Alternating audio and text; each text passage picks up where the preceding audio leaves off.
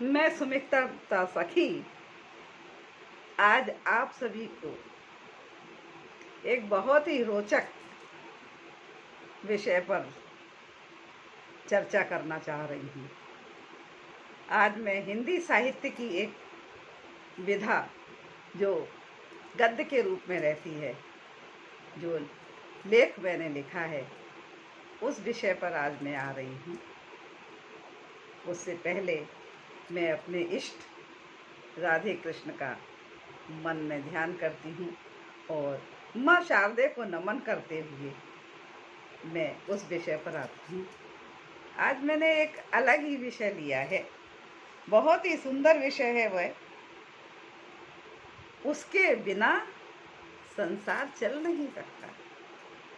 आपको कहूँ तो उससे ही संसार है और उसके लिए ही संसार है। आप समझ सके हो तो मेरा इशारा है जीभ, जिह्वा, टंग, जो अनेकों स्वादांकुरों को ग्रहण करती है और इस जीभ की चपलता से जाने क्या क्या हो जाता है, क्या क्या नष्ट हो जाता है, क्या क्या उद्भव हो जाता है, ये सब जीभ का करामात है। तो जीभ पर मैंने एक विहंगम दृष्टिपात डाला है। आज उसी विषय को लिया है मैंने। बहुत ही मज़ेदार विषय है, आपको बहुत आनंद आएगा। उस विषय को जब आप सुनेंगे आप हंसते हंसते भी लोटपोट होने लगेंगे, इतना मज़ेदार विषय है। आपको बताती हूँ, हमारे मुख में जीभ जन्म से लेकर मृत्यु पर्यंत तक मौजूद रहती है, लेकिन दांत जन्म के बहुत बाद आते हैं और मृत्यु से पहले वो चले भी जाते हैं। आजकल साधन हो गया है कि भाई दांतों के डॉक्टर हैं तो उनसे ठीक हो जाते हैं दांत, लेकिन दांत कठोर होते हैं और जिह्वा एकदम मुलायम होती है, सॉफ्ट होती है। तो देखिए क्या विशेषता है। दांतों को अपने ऊपर बहुत गरूर था। क्यों? क्योंकि वो संख्या में 32 थे और जीभ बेचारी अकेली थी।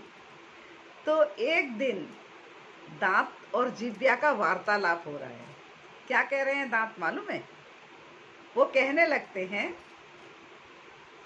तू अकेली मैं 32 हम में आए जाए, तू अकेली हम 32 हम में आए जाए, हम तुझे मिलकर चबा जाए, तू कुछ कर ना पाए।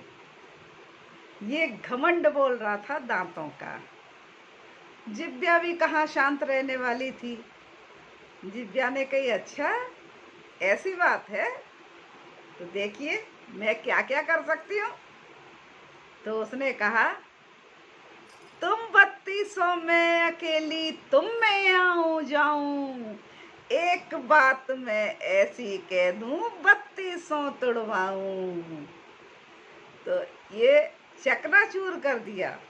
जिह्वा ने दांतों के घमंड को क्षण भर में ही चकनाचूर कर दिया। तो ये अक्षर से सत्य है कि हमारी जीभ क्या क्या कर सकती है और क्या क्या नहीं कर सकती। आज इसमें मैंने उसी भावों को लिया है। देखिए, ईश्वर की सर्वश्रेष्ठ रचना ये मानव तन है और क्या कहा जाता है, ईश्वर अंश जीव अविनाशी, चेतन अमल सहज सुख राशि। ये जो हमारा तन है वो ईश्वर का अंश है और ये चेतन है, अमल है, सहज सुख राशि है। लेकिन हमारे अंदर जो मलिनता हो चुकी है उसके कारण से ही बहुत सारे उपद्रव चारों तरफ फैले हुए हैं। मनुष्य ही ऐसा एक प्राणी है जो अपने विचारों से, हाव भावों से हमको आकर्षित कर सकता है।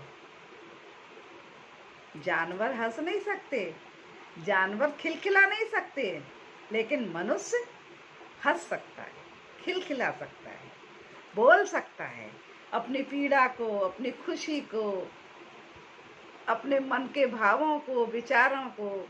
जैसे कि मैं आप सभी के सामने अपनी जिह्वा के माध्यम से ही तो प्रस्तुत हो रही हूँ। जिह्वा के द्वारा अपने भाव प्रचार कर रही हूँ, अपने विचारों को आप तक पहुँचा रही हूँ तरह तरह से। तो इस तरह से हमारी जिह्वा का जो खेल है वो बड़ा ही अनोखा है। आपको बता दूं, हमारी जिह्वा कितने स्वादों को ग्रहण करती है। षड्रस कहे जाते हैं, षड्रसों को वो ग्रहण करती है। मन होता है, करती है नहीं, मन होता है तो नहीं करती। आज तो हमारा ये मन चल रहा है, हमारी जीभ में ये स्वाद आ रहा है, हम अक्सर कहा करते हैं। तो देखिए, इस जीभ का कमाल और क्या है कि जीभ ही रिश्ते बना दे और जीभ ही रिश्ते मिटा दे। कैसे? हमारे बोलचाल के भावों से, हमारे व्यक्त करने के भावों से, हमारे क्रोध में निकले हुए अपशब्दों से हमारे रिश्तों को संवार सकती है, हमारे रिश्तों को बना सकती है बिगाड़। ये इस जीव का काम है। और क्या काम है पता है? अरे जीव ही तो हमारा स्वास्थ्य बनाती है, रिश्तों को संवार सकती है, हमारे रिश्तों को बना सकती है बिगाड़। ये इस जीव का काम है। और क्या काम है पता है? अरे जीव ही तो हमारा स्वास्थ्य बनाती है और जीव ही हमारा स्वास्थ्य मिटा देती है। जब हम अनुचित खाद्य पदार्थ खाते हैं तो जीव ही हमारा स्वास्थ्य बिगाड़ देती है, और जब हम संतुलित भोजन करते हैं, आहार करते हैं, तो हम उसके माध्यम से अपने स्वास्थ्य लाभ को पाते हैं। तो जीभ ही रिश्ते बना दे, जीभ ही रिश्ते बिगाड़ दे, जीभ ही स्वास्थ्य बना दे और जीभ ही स्वास्थ्य बिगाड़ दे। ये जीभ का काम। और क्या काम है जीभ का? ये संसार जो है जीव के लिए ही तो है।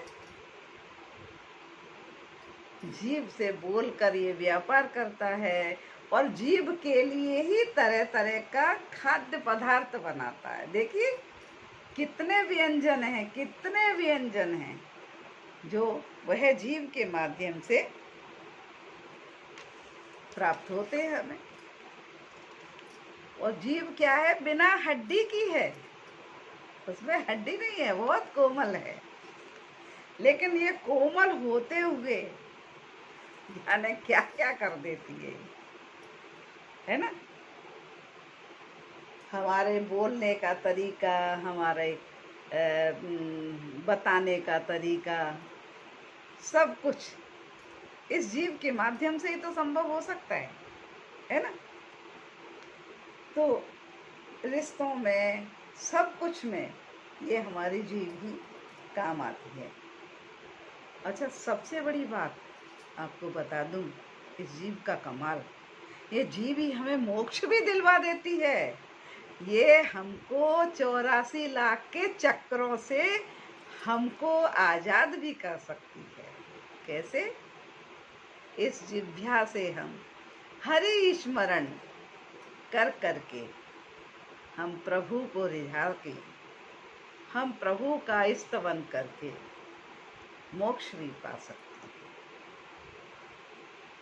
है ना? तो जीव एक अनमोल, हमारे शरीर में एक जीव एक अनमोल तत्व है, एक अनमोल वस्तु है। हम इसके माध्यम से बहुत कुछ पा सकते हैं। और हम जीव के माध्यम से, आपको एक श्लोक के माध्यम से मैं बताती हूँ क्या करती है। हमारी बोली जीव से ही है, तो हमें कैसे बोलना है, क्या बोलना है, ये हमारे पुराने कवियों ने भी, जो संत कवि हुए हैं, कबीर, सूर, तुलसी, सभी हुए हैं, इन सभी ने भी बहुत सुंदर वर्णन किया है। तो एक आपको सुनाती हूँ। बोली तो अनमोल है, जो कोई जाने बोल, हृदय तराजू तौल कर, पीछे मुख से बोल। हृदय तराजू तौल कर, पीछे मुख से बोल, पीछे मुख को खोल। और देखिए जीव क्या क्या कर रही है, और भी आपको सुनाती हूँ। जी हाँ तेरी मन तेरा, जिया माने जीव, जी हाँ तेरी मन तेरा, करनी तेरे हाथ, जैसा बोएगा बीज तू, वैसा ही फल साथ, है ना। तो जीभ भी तेरी है, मन भी तेरा है। अब तू जो भी कर्म अपने हाथों से करेगा, जो भी बीज बोएगा, वैसा ही तुझे फल प्राप्त तो हो जाएगा। और देखिए और क्या क्या है जीव का ही, ये सब जीव का ही माध्यम है। मधुर वचन बोलिए, सबका मन हर लीजिए। मधुर वचन बोलिए, सबका मन हर लीजिए। क्रोध वचन नहीं बोलिए, दुख सब दूर कीजिए। क्रोध वचन मत बोलिए, दुख सब दूर कीजिए। हमारे रहीम दास जी क्या कहते हैं? रहीमन जी हा बाबुली, रहीमन जी हा बाबुली, कही गई विषवंत। रहीमन जी ब्या बाबली, कही गई विषवंत। एक अनमोल रतन है, चूक परे ते दुख अंत। एक अनमोल रतन है, चूक परे ते दुखी अनंत। और हमारे तुलसी बाबा जी क्या कह रहे हैं कि जीव का माध्यम क्या है। ये वर्णन है उस समय का जब सीता जी अशोक वाटिका में थी और वो किस तरह से भजन पूजन करती थी, किस तरह ध्यान करती थी। तो और वो राम मन दीप धरो, जेहि देहिरी द्वार। तुलसी भीतर बाहिरऊ, जो चाहिस उजियार।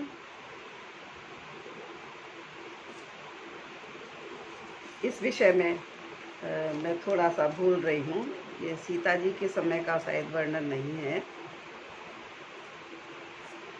जो भी है, मतलब इसका भाव ये है कि राम नाम मन दीप धरो। राम के नाम का मैं दीप धर रही हूँ।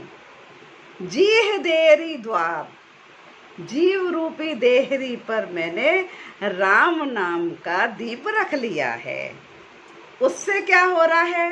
जीव पर दीप रखने से, यानी राम नाम का भाव रखने से, तुलसी भीतर बाहिरऊ, जो चाहिस उजियार। तुलसीदास जी कहते हैं कि मैंने जब जीव के द्वार, जीव की देहरी पर राम नाम मणि रूपी दीपक रख लिया, तो मेरे अंदर भी प्रकाश हो रहा है और बाहर भी प्रकाश हो रहा है। कितना सुंदर भाव है ये हमारे बाबा तुलसीदास जी का। तो इस तरह से तरह तरह से कवियों ने, हमारे संतों ने, हमारे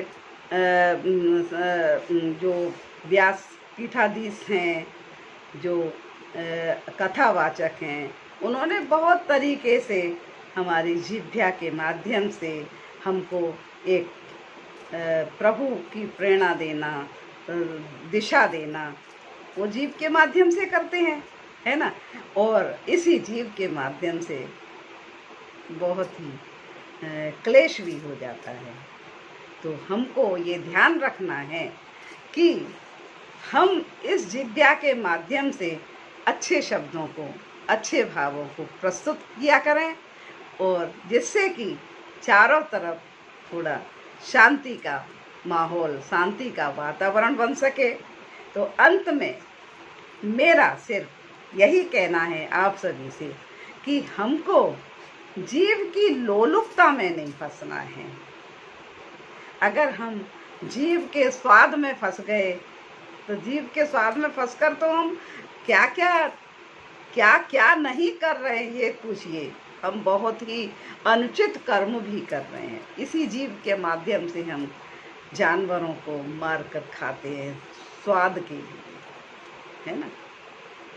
तो हमको उस लोलुपता को हटाना है और इस जीव के माध्यम से ईश्वर का ध्यान अधिक से अधिक करके हमको इस मानव जन्म को सफल बनाना है। राम राम कहते रहो, राम राम कहते रहो, जब तक तन में प्राण है, राम राम कहते रहो। जब तक जिह्वा में शक्ति है, राम राम उचारते रहो, राम राम कहते रहो, राम राम सुनते रहो, राम राम सुनते रहो। तो आज मेरा विषय इस जिज्ञा पर आपको अवश्य ही पसंद आएगा। ये आपके कमेंट्स मुझे बताएंगे और मैं अपना जिज्ञा का विषय यहीं पर समाप्त करती हूँ और आगे अन्य विषय को लेकर आपके सामने फिर प्रस्तुत होंगी। उस समय तक के लिए मुझे इजाज़त दीजिए और मैं आप सभी से अनुरोध करती हूँ कि आप अवश्य ही इस चैनल को देखिए, सब्सक्राइब कीजिए, कमेंट दीजिए, लाइक कीजिए। आपका बहुत बहुत धन्यवाद है, धन्यवाद है। जय श्री राधे कृष्णा, जय श्री राधे कृष्णा, जय